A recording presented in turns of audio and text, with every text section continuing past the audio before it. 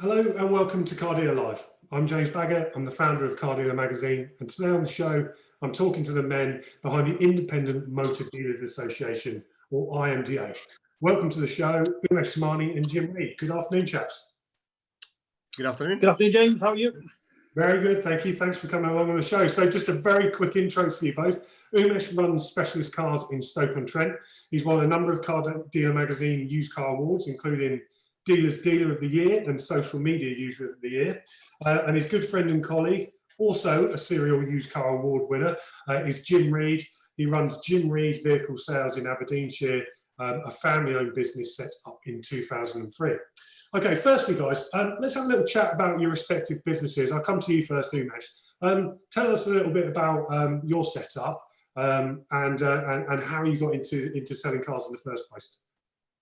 Wow, that's a long story, James. So the grey hair gives it to how long I've been in the motor trade. I originally started as a motor vehicle technician all those many years ago, fully fledged apprentice mechanic on Vauxhall Bedford vehicles, for those who remember Bedfords. In 1983, I fell into selling cars based out of a VW Audi dealer. Never sold cars before. Spent 14, 15 years working for a franchise dealer. And in 1997, took the plunge and thought, right, I can do it for myself. So set up Specialist Car Stoke. Literally what you see is what Specialist Cars is, which is a one-man band. I pretty much do everything: buying, selling, marketing, advertising, the whole thing. And in 2016, I had the chance to buy the complete site, which has got a service, MOT and tyre bay next door, which is Harris Motor Company. That trades under Harris Motor Company, and that came with 5 staff. So 23 years in business, and every day's different. So after in 23 years of business, you've only recently started taking on some staff. That must have been a bit of a shock for you. Absolutely. Sort of 3 years ago, all of a sudden I've got 5 staff overnight. So very, very challenging, and that's had its massive challenges because I've had a few staff changes, things changed the whole way the business operated. So a long-established business which has been about since 1907. So hence I've kept the name of the Harris Motor Company. So good reputation, long established company. But yeah, it's getting used to staff and how different people work. It's totally different to running the whole show myself, really. So yes, but you got to progress, haven't you, really, and keep moving all the time. So before we get on to the current situation, just take the clock back a little bit. How was the business performing up until the pandemic started? The year started quite well, actually. But in January, I had probably the second best January in 23 years. So absolutely flying along, doing very, very well. February was a little bit quieter over that. And to be honest, with March, I've just looked at the figures for March and everything, and the March has been very good, considering we're shut down after 3 weeks. So I would say this year started off better than probably last year did, to be fair. So doing very good overall. Okay, well, I'll come back to you in a moment, Umesh, and we'll talk about the current situation. But I'm going to turn to you, Jim. Same question to you. How did you get into this business, Jim? And tell us a little bit about your current setup. Yeah, of course. 1985, left school. 1985, wasn't really sure what I was going to do. Kind of fell into the motor industry, to be quite honest with you. I come from a farming background, and applied for a YTS scheme, believe it or not, all those years ago. As an electrician, didn't actually get it, then decided to get into the car parts side of things. Worked for a Ford dealership during my apprenticeship in Aberdeen for approximately 2.5 years, and then went on to a Vauxhall dealership, which is more local to ourselves. Was with them for 15 years and got up through the parts side of things. Was asked to come along to help out in the sales one weekend, because I was short-staffed and I sold 3 cars my first weekend. So that was the start of the sales side of things. After, I suppose, difficult times with regards to the dealership there, and the fact that I was ill, I took pneumonia, and that was going back a few years, and decided that I would just set up on my own. So that's what we did. Myself and Gail set up on our own. That was back in 2003, and we have grown the business from just the 2 of us to now we've got 15 staff, including myself and Gail. There's two part-times in there, but 15 staff in total. So we've got sales-wise, we've got sales centre. We stock between 40 and 60 cars, depending on timings a year, and we've got a service side which has got six employees across that side, and that looks after obviously our own vehicles and also the returning customers as well. So, but it's all good stuff, yeah. So, what sort of stock do you deal in, Jim? So we look more towards, we try and have a mixture of stock, but we've got some of the hot hatch type stuff. So Golf GTI, Golf R, Focus RS, that type of thing. We do very well with that. Not the heavy metal stuff, but certainly that kind of mid-range, kind of hot hatch stuff. Anything between up to about £30,000 is ideally what we try and keep within. We do some four-wheel drives, the all-wheel drive type stock, and we also have some commercials, and we've got a mixture of kind of family-owned or family-style cars as well, SUVs and that. So a bit of something for everybody, but we're known most for the kind of the hot hatch side of things, the performance side of things. And how was business for you up until this crisis kicked off? It's funny because I mean it's very, very similar to what Umesh said. We've got off to a fantastic start. Our year end is actually the 31st of January. So we come back from holidays. The weather normally affects us quite badly up in the north of Scotland. This year it's been very, very open weather, so not a lot of frost, certainly no snow, which has been fantastic for us. And it was a really good start. January got off to a fantastic start. February, we recently did obviously February's accounts. February is a fantastic month. And March was going well as well. I suppose the irony of it, the whole thing, is the fact that what we were finding, we find it very difficult to stock, keep up to date with stock. So we were so busy selling cars that we're almost falling behind on buying the cars into stock. And it was only in the last week before the shutdown that we actually started going, whoa, we need to stop buying, because at that point, we were understocked, and thankfully we have been understocked. So actually the bank balance is actually sitting healthier than it would normally do in a March, and we're not overstocked, because March would normally be, you're just teetering on the edge of very little in the bank and heavily stocked for the March and April months, So a bit irony, but it's a bit thankful for it as well, James. Yeah, so it's worked out as a bit of a blessing in disguise, I'm sure, for you. I'm going to turn to Umesh. So how does your stock profile look, Umesh? What's the sort of typical cars you sell, and how many vehicles have you got in stock? Normally I carry, James, between 25 and 30 cars, mainly German stuff, so Audi, Volkswagens, BMs, Mercs, but again, quite a few family cars. So it's a massive range, really, again, but my stealing generally is between sort of 5 and 25,000. But just recently, just started the year, I've bought quite a few, which is sort of up to sort of £30,000 range. But again, like Jim, four-wheel drive stuff as well, prestige sports, a very, very mixed stock. But again, just like what Jim said, my stock situation is exactly the same. I was down on stock before the whole thing sort of stopped, which again is a blessing in disguise to a certain degree, the timing of it really, because as we know, currently cash is all king at the moment, isn't it? We need all the cash to keep paying the bills while it's all on standstill, really. So yeah, that's the situation with me on there. So Umesh, I'm going to move on to the current situation. I'd just like to know, when did you realise how serious this was, and what sort of steps did you have to take, and how quickly? I think in reality, I suppose like all these things, we've seen it on the news, we've seen what's happened in China and Europe, and although you're thinking, yes, it's got to be coming over here, I don't think I took it quite as serious as probably what it was or what it appears to be now. I think we kept thinking, yes, it's going to slow things down, lockdown, but I think the reality started sort of hitting a bit more, I would say, probably towards the end of February, maybe start of March, but again, not to the extent of how quick it would happen. I think I was quite shocked when the Prime Minister announced on the Tuesday night we're on lockdown, pretty much from the Tuesday night. I just literally picked a customer's car up for service. An 84-year-old gentleman, 40 mile round trip, 20 miles to his house to pick the car up for service and MOT because he couldn't come in.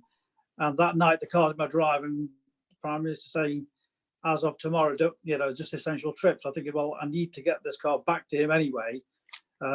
So went into the business on the Wednesday, pretty much decided we had to sort of shut down anyway. And it was a matter of like, shut the whole business down, rang all the customers up to say, like, this situation, we won't be doing any business. All the bookings, we cancelled them all. And Wednesday is just literally complete shutdown. Sent a video and email to all my customers to explain the situation there. So it happened very quick and very fast, and we just had to go with it, really. So yeah, I don't think it's quite, I didn't probably expect it to be that fast and, with the announcement, really, and we just had to keep acting to get it done very quickly. So you do have a workshop part of your business, and that is listed as one of the essential businesses that can stay open. You've clearly taken the decision to shut that. What was your reasoning behind that? And the reason, number one of the mechanics was actually off for self-isolation because his wife had been sent. So that was one of the reasons. I was down on my technicians anyway. But then the reality is, the staff, they've been in contact with other people. The last thing I want to do is people being transmitted with the disease, COVID disease. And just health and safety, I think, more than anything else. And also thinking, what's the point in doing something which is not necessary? Yes, I could do the MOTs, but the less all of us move about, the better it's going to be. We need to just follow the guidelines of only necessary work to be done. And obviously the announcement came a bit later on about the MOTs, which was, again, it's a good thing they brought that in, but I still feel that was the wrong thing to say. It's a 6-month extension. I think it should have been, cars from today, don't need to panic, but look at it in maybe a month, 2 months or 3 months. That should have been it, rather than a full carte blanche of extended for 6 months. But I think it was just the fact that obviously if you're open as well, the parts delivery is going to get short and short. So why risk health and safety? You can start having cars in we can't get parts for, which would in turn cause, I think, long-term issues as well. Have you taken advantage of the government's furlough scheme then, Umesh? Yes, I have. Yeah, 4 of my staff are all on furlough. Yes. And do you think you've managed to do enough to keep things going? I mean, have you managed to? A lot of car dealer businesses are still having to spend out quite a little bit of cash over these next few weeks. Have you done enough to lock things down during this period to keep things going on the other side? Yeah, I mean, again, just looking at all the direct debits, which are necessary, which aren't necessary. Spoke to one or two suppliers to explain the situation. I mean, they all understand the situation. Some are being flexible, but again, they're in the same boat. They've got their overheads. They need to send out. So, but overall, it's doing. It's just controlling all the outlays, looking at what's necessary, and just trying to hang on to as much cash as I can. But all the smaller guys, the small independents who do little jobs for me, whatever, I paid those pretty much straight away because, again, it affects the smaller guys more so. So go look after those as we go forward anyway. Umesh, thank you for that. I'm going to come back to you in a moment. I'm just going to turn to Jim and ask you the same questions. How did you? When did you realise this was as serious as it is, and how have you managed to shut down your business? Yeah, I think, we're just following it on the media with regards to, obviously China and then Italy side of things. And although closely, following it, you had no expectation that it was actually going to affect you badly. 3rd of March is what the date I've actually written coronavirus in a notebook. So that is a meeting that we actually had to thank the guys, all the staff members that we had all together, both the sales and service, to thank them for the contribution towards February. February was a fantastic month, and also to spur them on to give a guide of what we were expecting out of March as well. And that was the first day that I'd written down coronavirus and about washing hands, and so that was always the first time I was really aware that I was actually speaking to my staff members about it. Likely, again, looking through that notebook, which is very handy because, you know, things have, you know, although very slow, it's been very quick as well. The 13th is likely about the time that we actually sat down and had proper management meetings, myself, Andy, my service manager, and Phil, my sales manager, and sat down and said, look, guys, we really need to have this serious think about this, because this is going to affect us, you know, badly if there's going to be a lockdown, because I'd anticipated the lockdown to be that week, the week beginning the 13th. It was obviously the following, you know, it was the 23rd before it was actually locked down. So we'd already made plans to close on the Friday. So the Boris Johnson announcement on the Monday evening came as no huge surprise for us. And we were actually at that stage where we had made plans to close down the business anyway, both sides. So that actually helped. So it saved us, I suppose, I liken it, James, to a car driving at, you know, 80 miles per hour. We weren't driving at 80 miles per hour, we were actually driving at 30 miles per hour, and we'd come to a stop. Had we been driving at 80 miles per hour, it could have been pretty messy, to be quite honest with you. But we'd actually run it down to, you know, a slower speed anyway, and with a few cars to sort out, a few cars obviously to still hand over, and we've managed to get through those over the early period. Yeah. So you obviously managed to slow your business down as you saw this coming. So you had a little bit of foresight. I mean, when I realised just how serious this was, I'm not afraid to admit I panicked hugely, and I was incredibly scared for my business, and I had to work very, very hard to change things. What about yourself? I mean, how scared were you for your business when you realised how serious this situation was? Yeah, I mean, the reality is, you know, it's one of those things where you've got, when you're going about your normal daily day business, and you're going, well, listen, this car needs to go to auction to get sold off, or, you know, we'll take this offer for this car from the trade guy down the road or whatever, and you can maybe. You maybe by waiting 2 or 3 days, you can maybe wait and get, you know, extra £100, £150, couple £100 from the trade guys. So Phil and I decided very, very early, Phil, listen, we need to get rid of this stock. You know, this older stock, which is going to do us no good at all. Let's just get rid of it. You know, just completely get rid of it. You know, regardless of we're taking a little hit at it or getting back our money just on it, we're making no profit at all.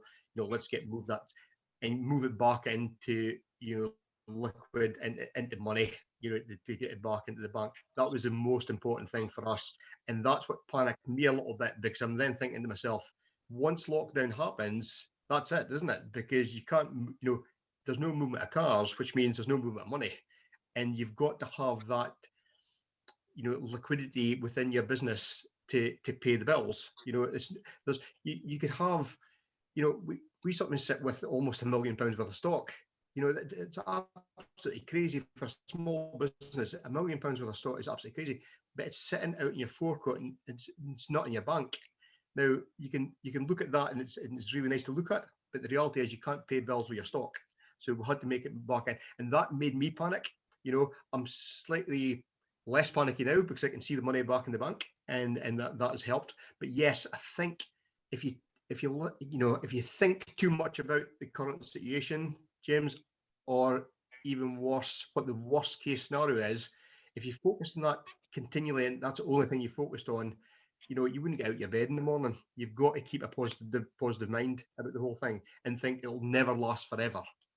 I'm also not afraid to admit that when the Chancellor announced the furlough scheme, the relief that I felt and the weight lifted from my shoulders was immense. I mean, was it the same for you? I mean, I take it you had to furlough your staff. I mean, was that the same relief for you when that happened? It was. I mean, absolutely. I mean, you know, I suppose when I was coming back, I mean, Gail's my wife, but Gail's also the other 50% shareholder within the business and also the co-director. And we were having conversations around, you know, what happens with the staff? You know, what do we do with the staff? You know, it's, you know, 17 years, you know, business, you know, to get to this point, to have staff to this extent, and you're going, well, it's their livelihoods as well. It's not just our livelihoods, it's their livelihoods as well. And my attitude was very much so, well, listen, I'm just going to have to go down with them. You know, it's as simple as that. If there's no money in the bank, that's it. You know, it's very much so. It's a they're not going on their own. They'll have to go down with them. So it came as a massive relief for us, absolute massive relief, because, you know, when you actually think that the government has actually stepped in and paying 80% of your staff wages, you know, it's a phenomenal, you know, I don't think that a lot of businesses actually realise how important that is, you know, or even the, you know, the population of the UK just don't realise how important that is, and the support that the government's actually given there. It's absolutely massive, and certainly it'll save a lot of businesses going forward. It'll save a lot of business from going out of business, you know. Yeah, I mean, I don't think I will ever forget in my lifetime sitting on my sofa watching that announcement and the feeling of relief after hearing the Chancellor make that announcement. And I'm sure it's the same for many other business owners as well. Umesh, I'm going to come to you now. I'd like to just talk about what your thoughts are on used car prices. I mean, there's a lot of questions about this at the moment, whether they're going to go up or down and whether they're going to hold. What are your thoughts on used car prices over the next few weeks and months? I think in reality, I think the prices have got to just pretty much pause. I mean, nothing's happening out there. There's no movement of cars, nothing being sold, nothing being bought. So everything's just static. So as far as I'm concerned, I think, you know, all the guides out there really need to say nothing's happening. Don't start playing with the prices. Just leave it as they are. You know, we're in pretty much pause at the moment. Nothing's devaluating or going up in price. So I think if they just stick to the price as they are, and I believe the prices will be stable anyway, they might even go up, I believe, because obviously there's no new cars being sold or being delayed anyway. So there won't be many more cars coming back on the market anyway. And I also feel, yeah, once we do go back after the lockdown, there won't be many people starting to sort of run in to start buying cars. So cars exchanging hands anyway. So there might even be a bit of a shortage, we all hope, which might create a bit of a momentum. I don't know. But in reality, the people, you know, I think the values just need to be static as they are. And I don't think anything going to be affected. I think, you know, people who start chipping away or start dropping prices to get sales are fools, in my opinion, because why start dropping prices when there's a market for the car anyway? So they need to just hold tight, leave the cars as they are, market them as they are, and as soon as the market starts coming through, then we start trading again as normal. Yeah, I mean, I think, Jim, my same question to you. I mean, I suppose it only takes a few dealers to start panicking, dropping their prices considerably to cause the market serious problems. Indeed. You know, I've watched the market quite, you know, locally and UK wide as well. And, you know, some of the supermarkets panicked within that first week. You know, £3,000 off was getting advertised off of some of the cars, or off all the cars. In fact, it was actually the advert said. And when you look at some of the Google paid adverts, you know, there's some of the slightly larger groups up in this area as well saying, you know, 60% off the price of cars or whatever it is. That's what causes the panic. You know, that's what causes the general public to think, well, if they're doing it, we'll expect that from everybody, and then you're into this, you know, race to the bottom with regards to pricing. I agree with Umesh at the moment, because at the moment there's not enough. Well, there's no movement of cars, which means there's no new movement of prices. And in reality, if we've pressed pause, which is really what we've done, we just go back to the same point where we were in March when this all kicked off. And that was a point where we were all struggling for stock and paying stupid money at the auction. What's changed? Nothing's changed. You know, nothing's really changed. There'll be a little blip, I think, just at the other side when people are actually still wanting to get money back in to build up their business. But the reality is we've got to get back to a profit-making situation. You know, it's been very much so about survival rather than profit. You know, profit, you know, going back to my little diary, my little notebook, you know, on the 3rd of March, you were speaking about profitability, you know, how to obviously expand that profitability. You know, by the 13th of March, it was about how we're going to survive this. And that's how quickly it was. You know, it was that quick. And we've got to remember that to survive long term, we have got to make profit. You've got to make profit going forward, you know, but cash flow, you know, I've always said this, you know, if you described cash flow and profitability as diseases. You know, the profitability side of things of your company is very much like a cancer. You know, it'll eventually kill you. It'll get to a point where it will actually kill you eventually. Through a lot of pain, but profitability will then end your business. Cash flow is like a heart attack. It's just like it'll stop and then your heart will stop. And it's as simple as that. So you've got to get everything under control. And hopefully businesses are now under control with regards to the cash flow side of things. They've got enough money back in the bank, but they have got to look very much for looking forward to the profitability side of things and building that back up again. Absolutely. I'm going to come to a couple of questions that we've had online now. One on this topic from a chap called Paul C778. He says, about those used car prices, what about the long term though? Surely we're heading for a deep recession. And I understand his point, and I understand your point. Used cars will be probably going up because of the short term supply restrictions and the fact that new cars won't be coming into the market. But do you not think they're going to be damaged over the long term by a deeper recession? No, none of us have been in this situation before, James. So it's all speculation, it's all opinion, isn't it? You know, I mean, I could have an opinion, you could have an opinion, Umesh can have an opinion on it.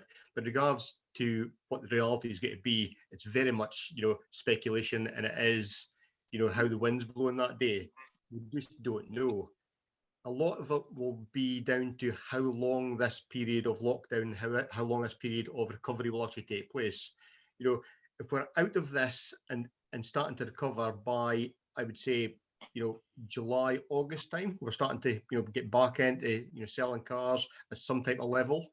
I think it won't affect it massively over that period of time. If it goes on for longer than that, yes, absolutely, it's going to, you know, cripple us short term and long term. There's absolutely no doubts about that at all. What we've got to remember is a lot of these, you know, it's wise to keep the values up because, you know, 80% of people are on some type of financial agreement with a car. A lot of these are PCP type deals, which are actually underwritten with a value at the end of those. So that's important, obviously, to keep up as well, you know, because people have got finance outstanding the cars, and if that collapses completely and they want out their car for whatever reason, you know, everybody's going to be upside down with the finance side of things. So it's very important to keep these values up. Umesh, I'm going to come to a couple of other questions that we've got here, pretty much on the same topic. One from Ivan Hamill Cars and one from Paul Guy.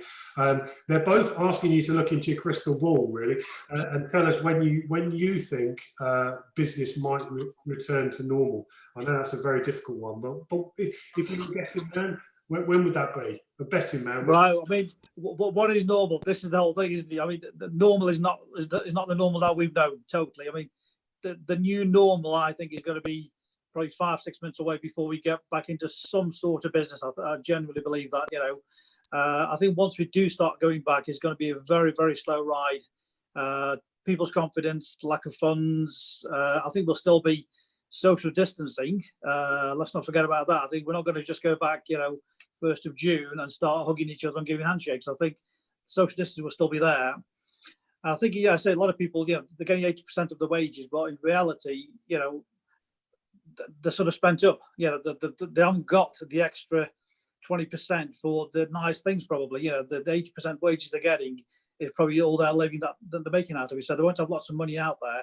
So I think that the new normal will be slower. And I think, you know, 5-6 months down the road, hopefully, if we're lucky. Are you managing to do any business at all at the moment, Umesh? I have actually. You know, I've done three orders, 3 deposits from customers. One was literally last night. A couple of emails, and he reserved it online off the website, direct off the website.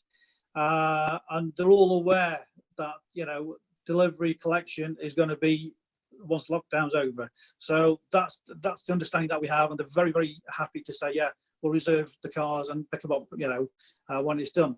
which I think dealers have got to start to do these sort of things. You know, yeah, we can't physically hand them over, but if we can get some orders in the pipeline, and once we do go back, at least we've got some sort of cash to come back into the business, bit of trading to start. But I think if people just ignore the fact that they're not going to take deposits, be it over the phone or on the website, whichever way they want to do, and just hope to open the doors, you know, 1st of June, it's going to be a very slow burner. So I think if they can start marketing, not particularly selling, you know, heavy to customers, but start marketing, make sure the audience are still out there, they understand they can still do business without being physically open.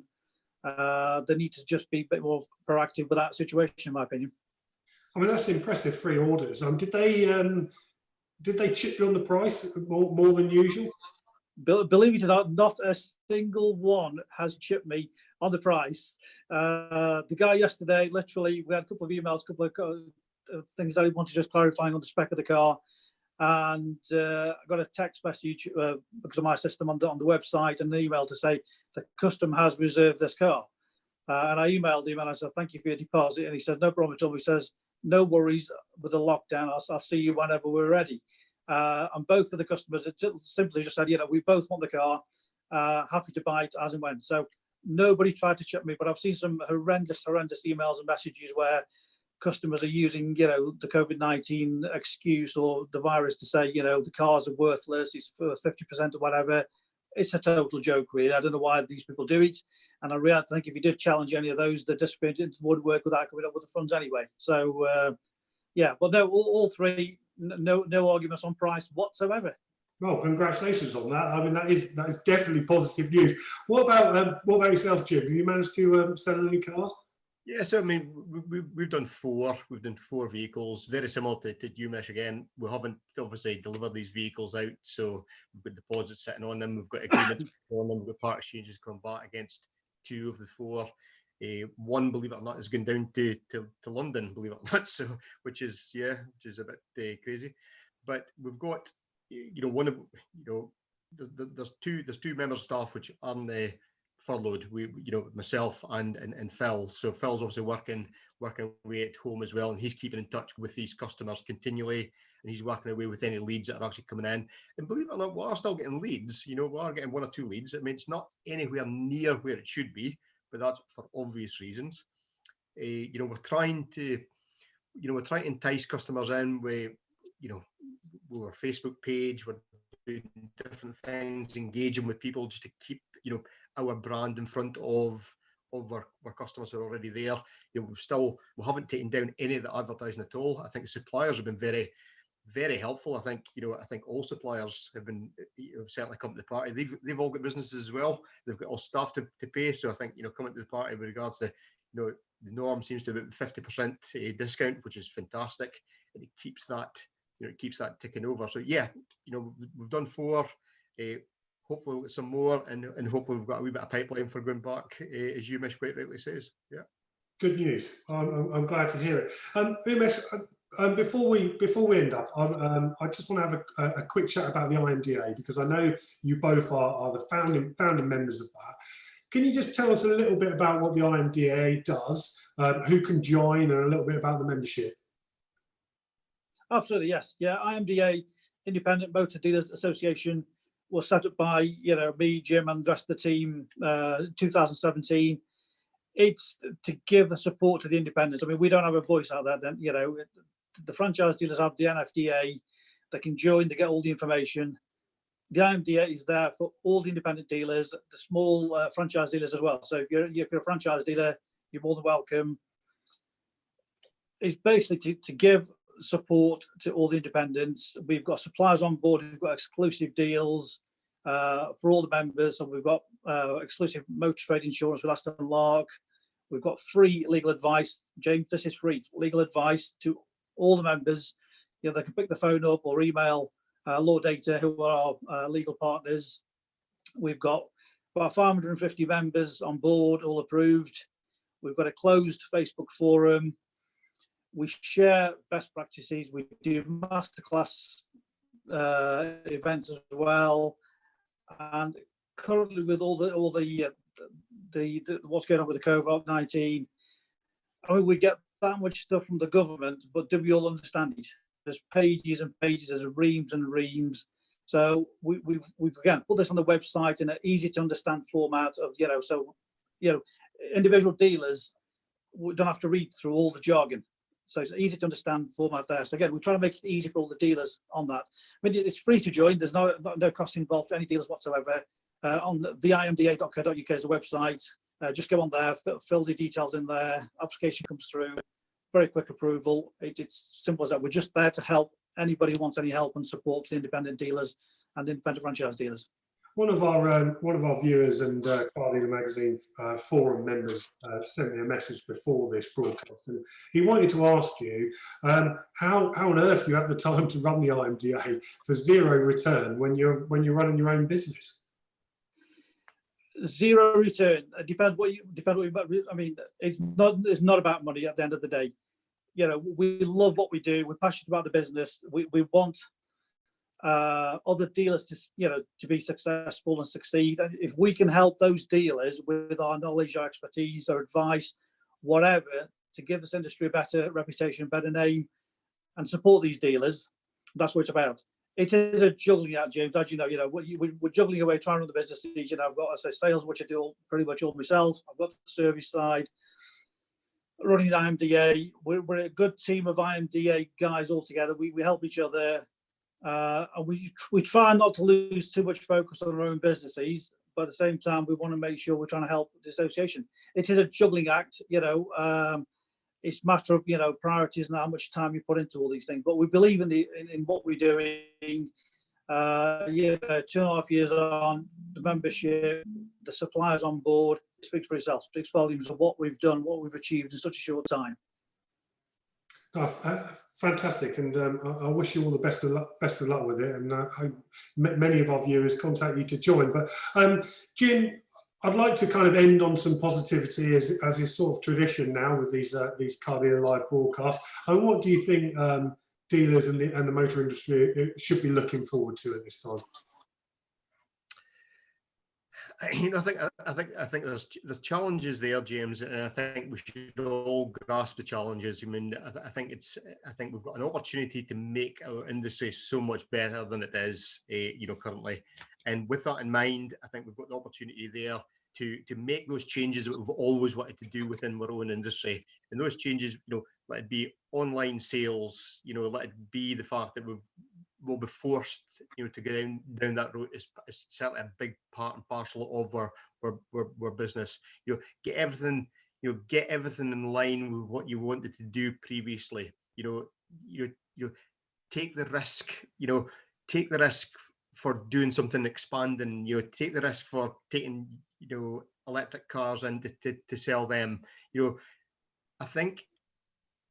The positivities is come from it is to do with change. I think we should actually get things changed to make the place better. Get our house all in order. Something as simple. And I know we've even touched on the furlough side of things for the commissions on the salespeople, but let's get our own house in order. Let's get these guys sorted out.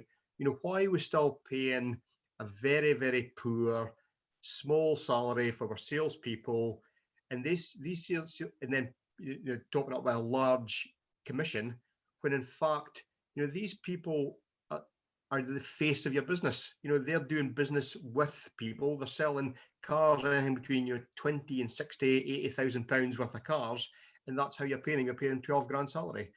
Let's get this sorted out. This is our opportunity to get it sorted out, and I think a lot of these changes will come as a positive results of looking inwards into our business, I think. And I know, one point that is important is if you do salary your staff, your sales staff are salaried. I know we haven't touched on the furlough side of things, but I take it you would implore more dealers to do the same. Absolutely, absolutely, 100%. It needs I've always been told it needs a special person to be salaried. No, what it actually needs is it does need a special person, to be salaried. However, it needs a special way to manage these people. It's your management system. It's how you motivate your staff to be part of a team, to be happy rather than be just for the money side of things. And it's a balancing act. It's about finding out what their wants, their needs, their aspirations are as individuals. That's what life's about at the end of the day. And it's obviously giving them the money that they need to do that job and do it properly. You know, it's all about repeat business, isn't it? You know, it's all about obviously doing the job right and making sure that you're doing the job 100% with the customers that you've actually got. And why would you pay somebody, you know, 12 grand to do that job? You know, it's absolutely crazy, because all they do is then they move on to the next dealership. We need to get that sorted out as an industry. I do feel that.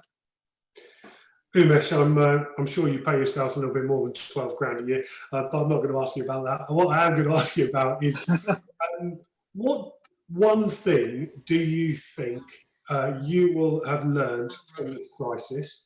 And second question to end on, what positivity can you give to the motor trade going forward?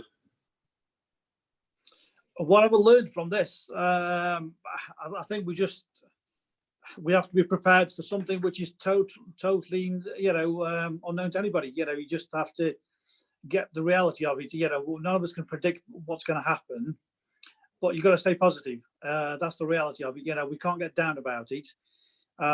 Yes, we've got the financial pressures and everything that goes with it, but I think it's a matter of trying to be positive. And as Jim said, spend some time looking at the business. You know, unfortunately, with all the small independents, we're all too busy running about like headless chickens, you know, not actually looking at what's going on there. You know, we spend so much time day in, day out in the four walls, wherever it may be, and don't actually understand what the business is doing. And that's why I think it all goes wrong. I think we just need to be positive, and this is the time to probably sit back and reflect and say, right, okay, what can I do better once I get back? What changes can we make? Because we all need to make changes. You know, as Jim said, you know, we need to all sort of make changes going forward. But I think the biggest thing is, you know, stay positive. If you get down, pick the phone up, ring another colleague up, ring another dealer up. You know, we've got a great, you know, Ben Charity. If somebody's really having issues, whichever way they are, you know, support is there for the whole industry. You know, but the biggest thing is, you know, I mean, I've spoken to quite a few of my friends. I just picked the phone up and said, "How are you doing?" I think it's just talking to each other and give each other a bit of a buzz and have a chat and just be positive about it. It's something which none of us expected. We can't change it. We've got to live with it.